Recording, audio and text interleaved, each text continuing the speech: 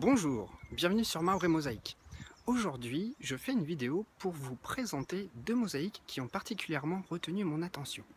Mais avant tout, je voulais vous présenter un petit peu le lieu assez exceptionnel dans lequel je me trouve. Alors là, je suis en plein cœur de Carthage, au cœur du site punique, et ce que vous voyez derrière moi, ce sont les quartiers d'Hannibal. Donc je vous invite vraiment à vous déplacer en Tunisie pour aller découvrir ce site qui est vraiment fabuleux et qui mérite vraiment le détour. Alors, les deux mosaïques que je vais vous présenter, ce sont en premier lieu la Dame de Carthage et ensuite la verseuse de roses dans une roseraie. Je vais vous montrer les photos que j'ai prises tout à l'heure dans le musée et je vais vous donner les explications sur celle-ci. Voilà, donc ne vous déconnectez pas et restez avec moi, je vais vous montrer tout cela. A tout de suite.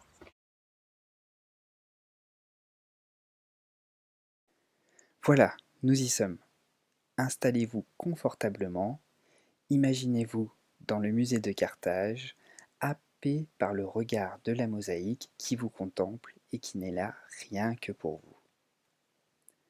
C'est une figure énigmatique dont la finesse d'exécution est remarquable et dont la datation controversée, époque vandale ou byzantine, est probablement à situer au courant de la deuxième moitié du 5e siècle après Jésus-Christ. Alors, à l'origine, c'est un pavement carthaginois dont le sujet semble, à première vue, évoquer la puissance souveraine de l'empereur. Il s'agit d'un tableau qui occupait le centre d'une mosaïque offrant un décor de roses régulièrement espacées. Selon l'opinion la plus communément admise, la date de son exécution doit se situer au courant du 5e siècle après Jésus-Christ.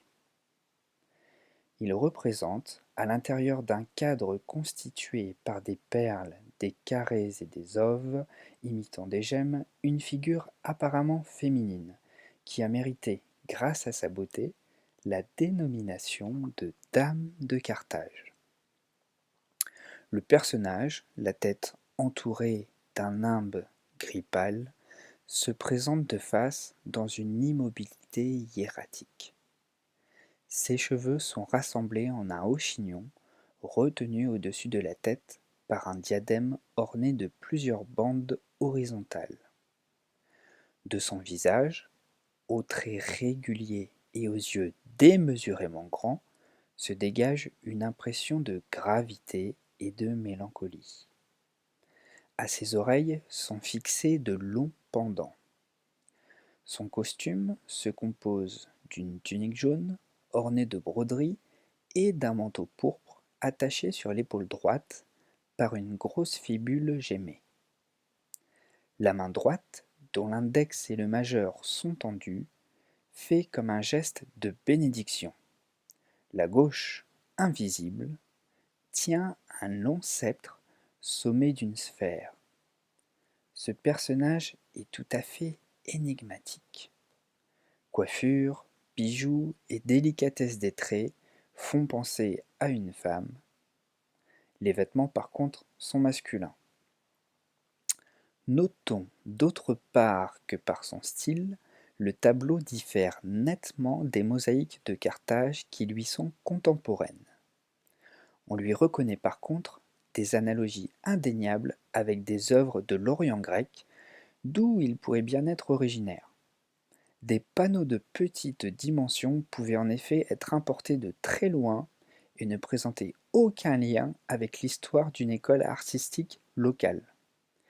Il n'est pas impossible non plus que son auteur fût un Grec ou un Syrien installé à Carthage. En se fondant sur ces analogies que la figure offre avec des représentations trouvées en Orient, certains archéologues y ont vu, comme dans cette région, la personnification d'une idée philosophique. D'autres y reconnaissent, à cause du manteau pourpre, du nimbe et du sceptre, une allégorie du pouvoir impérial ou encore, plus vraisemblablement, une personnification de la ville de Carthage, d'où le tableau est originaire. Certains auteurs ont même proposé de dater la mosaïque du VIe siècle et d'identifier le personnage représenté à l'impératrice Théodora. Mais cette hypothèse paraît peu probable car on ne saurait fouler aux pieds le portrait d'un personnage impérial. Quelle qu'en soit l'origine et la signification, l'œuvre est d'une finesse d'exécution remarquable.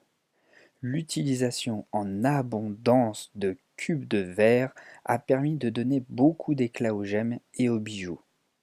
Rien ne permet cependant de savoir si son propriétaire était païen ou chrétien. D'ailleurs, au courant de cette période où la foi nouvelle n'a pas encore complètement supplanté l'ancien culte, le décor des mosaïques, volontairement ambigu, n'offre souvent aucune précision sur les convictions religieuses de ceux à qui il était destiné et peut être, en général, facilement interprété aussi bien dans un sens païen que chrétien. Voilà pour la description de la mosaïque de la Dame de Carthage. Nous allons passer maintenant à la description de la mosaïque de la verseuse de roses dans une roseraie.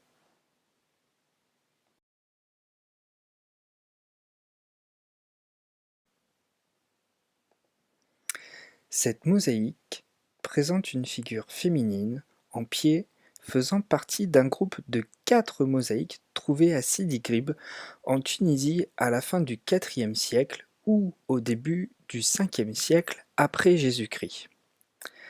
Alors, puisqu'elles sont 4, ces mosaïques, on aurait pu faire l'analogie avec la personnification des 4 saisons.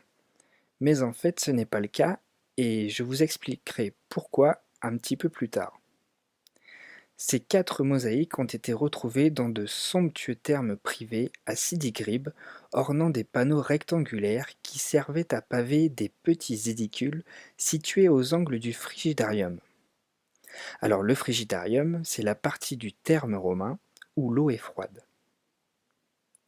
Ce therme en question a son sol recouvert d'un pavement au décor prodigieux, puisque sur celui-ci figurent les noces de Neptune et d'Amphrítite accompagnées de la toilette de Vénus.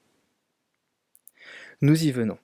Pourquoi la représentation des 4 saisons est-elle controversée? Eh bien, tout simplement, celles-ci n'ont pas l'attribut des 4 saisons, à l'exception des roses qui symbolisent le printemps.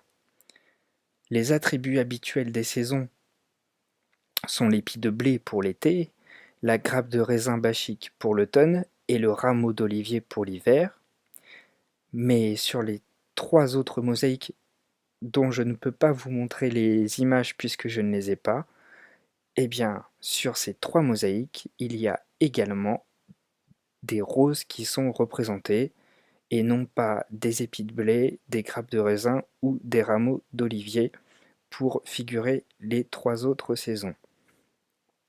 Donc, il faut vous imaginer ce groupe de 4 mosaïques qui sont très semblables à celles que vous voyez actuellement.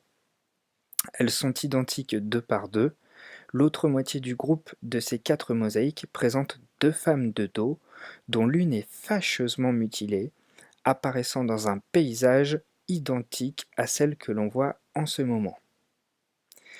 Il est vrai que l'interprétation de ces 4 femmes est troublante puisqu'elles sont au nombre de 4, tout comme sont présentées généralement les 4 saisons, mais il semble que la représentation de ces femmes en 4 fois fasse l'objet d'une volonté d'imposer une symétrie.